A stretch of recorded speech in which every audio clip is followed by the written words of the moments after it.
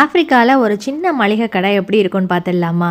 இந்தியாவில் நம்ம வீட்டு பக்கத்தில் நம்ம ஏரியாவில் குட்டி குட்டி கடைங்க, பெட்டி கடைங்க, அது மாதிரி சின்ன சின்ன மளிகை கடைங்கள்லாம் இருக்கும்ல, அதே மாதிரி இங்கேயும் இருக்குங்க.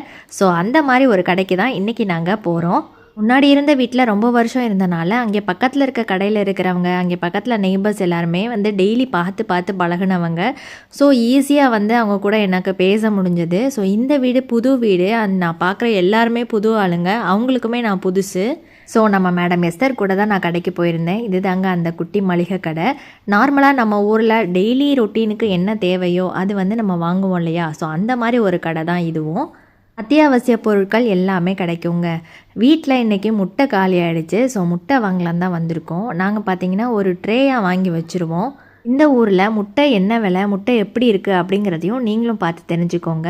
இந்த கடையில் உள்ள பொருட்கள் என்னென்னலாம் இருக்குது அப்படின்ட்டு இன்னொரு லாங் வீடியோவில் உங்களுக்கு டீட்டெயிலாக நான் எக்ஸ்பிளைன் பண்ணுறேன். நம்ம ஊரில் ஒயிட் கலரில் தானே முட்டை இருக்கும், ஆனால் இந்த ஊரில் முட்டையோட ஓடு ப்ரௌன் கலரில் தாங்க இருக்கும். இது வந்து நாட்டுக்கோழி முட்டை கிடையாது, பிராய்லர் கோழி முட்டை தான். ஒரு ட்ரேயில் 30 முட்டை இருக்குங்க. ஒரு ட்ரேயோட ரேட்டு 2500 ஃப்ராங்க்ஸு. நம்ம ஊர் காசுக்கு 300 ரூபா. ஒரு முட்டை இங்கே 10 ரூபாங்க.